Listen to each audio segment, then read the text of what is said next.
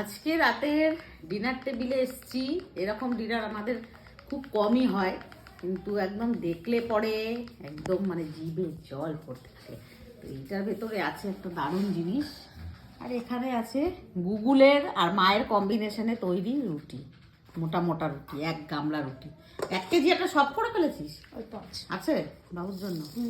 আর এইটার ভিতর কি আছে? সাসপেন্স।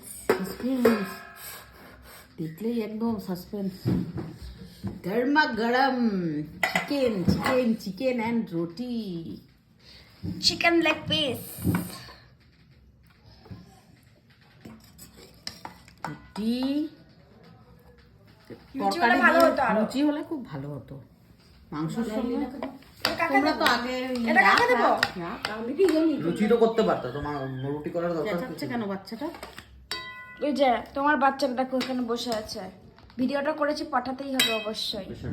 ইয়েস, এটা সবটা নয় যে নিয়ে এসছি বলে সব নয়, এটা তো দুপুরেও রেখে দিতে হবে, সাশ্রয় আমি করতে তো হয়। খাবো না কালকে। সব খেয়ে নিতে নেই কেন, কালকে কি আছে? কাজে যাবে। আমি তো কালকে ভাত শনিবার, ভাত নাই, কালকে কি বার? ভাত না।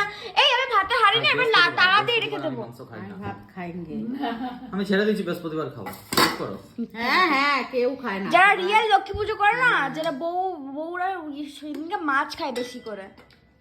মাছের ঝোল খেতে হয়, হুম, মাংসটা বেশি করেই করা হয়েছে রাত্রে বেলায়। তো সবাই খাবে চিকেন দিয়ে রুটি, আর আমি খাবো এই যে ওলকপির পাতা বাটা, ভাত দাও আমাকে, ভাত খাবো। মেথি শাক, বেগুন আর চিকেন, যেটা রুটি দাও। আমার ভালো লাগে, কারণ আমি না হলে হজম করতে পারবো না।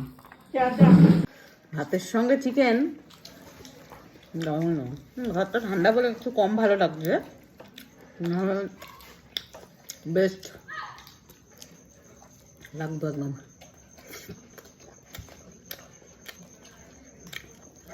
রুটি আছে আরো, রুটি খাওয়ারও 1 গামলা রুটি আজকে। কালকের জন্য বাকি রেখেছিল আছে। থাক, শুধু শুধু মাংস খেলে হবে না, রুটি খেতে হবে। আমার ঝোল আছে। চুপচাপ খা, চুপচাপ। দেখলে পুরো ভিডিওটাতে যে আমরা রাত্রে ডিনার করছি, তারপরে রাত 2টোর সময়তে এই খাবারগুলো ফ্রিজে রাখা ছিল নেক্সট ডে মর্নিংয়ের ব্রেকফাস্টের জন্য। কিন্তু আমাদের ওই ছেলে মেয়ে বা আমি, যে কেউ বলো, আমরা এতটাই পেটুক বাঙালি যে ওই রাত 2টোর সময় আমরা সবাই মিলে পার্টি করার জন্য ওগুলোকে বার করলাম, বার করে গরম বসিয়ে দিয়েছি। 2টোর সময় খিদে পায়, মানে সবাই এক জায়গায় হলে যেরকম গল্প গুজব হয় না, সেরকম। তো এই বার্গার টার্গার দিয়ে পরে একদম রাত্রেবেলায় আমরা পার্টি করলাম। জানি না এরকম কেউ করে কি না আদৌ।